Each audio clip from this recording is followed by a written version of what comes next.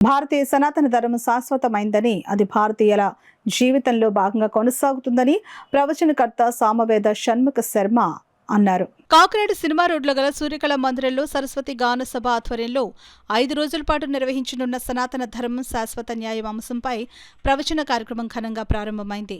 కార్యక్రమానికి సరస్వతి గాన సభ గౌరవ అధ్యక్షురాలు పెద్దాడ సూర్యకుమారి అధ్యక్షత వహించగా సామవేదం షణ్ముఖ శర్మ ముఖ్య అతిథిగా పాల్గొని జ్యోతి ప్రజ్వలన చేసి కార్యక్రమాన్ని ప్రారంభించారు. కార్యక్రమంలో షణ్ముఖ శర్మను పలువురు పూలమాలలు వేసి ఘనంగా సత్కరించారు. ఈ సందర్భంగా సామవేదం షణ్ముఖ శర్మ మాట్లాడుతూ భారత సాంస్కృతిక జీవనంలో ధర్మ ప్రవర్తన, న్యాయ జీవనం ఆచరిస్తున్నారని చెప్పారు. సనాతన ధర్మం, జ్ఞానం వంటి వాటిని యుక్త వయస్సు నుంచి వీటిని తెలుసుకుంటే సమాజం బాగుపడుతుందని అన్నారు.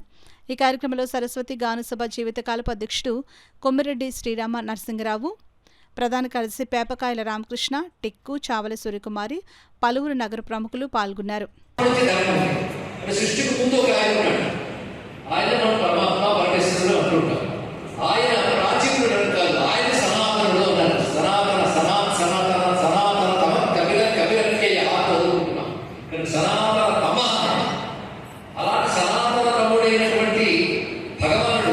సృష్టి చేసి దాని ఆనందాన్ని వదిలేస్తాడా?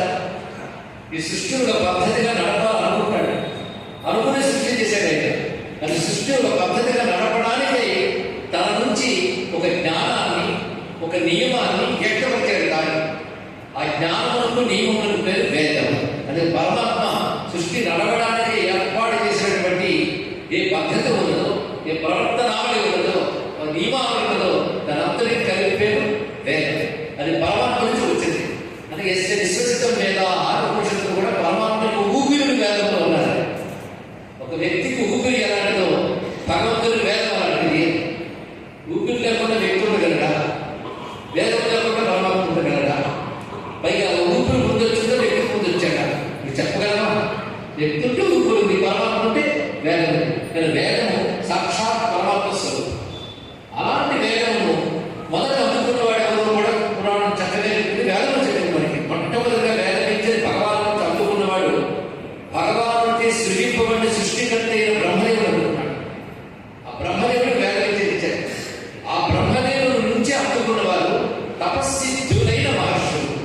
తపస్సిద్ధులు అంటే మహర్షులు, ఋషులు. వాళ్ళ తపస్సు చేత బ్రహ్మదేవుడి నుంచి ఆ జ్ఞానాన్ని పొందగలిగారు. కనుక మనం ఇప్పుడు మనదైన సనాతన ధర్మానికి ప్రారంభం ఎక్కడి నుంచో మనం తెలుసుకున్నాం. భగవంతునితో ప్రారంభమైన సనాతన ధర్మం. అది సృష్టికర్త ద్వారా ఋషులకు వచ్చింది, ఋషుల ద్వారా మనకు వచ్చింది. ఇది ధర్మ పరంపర.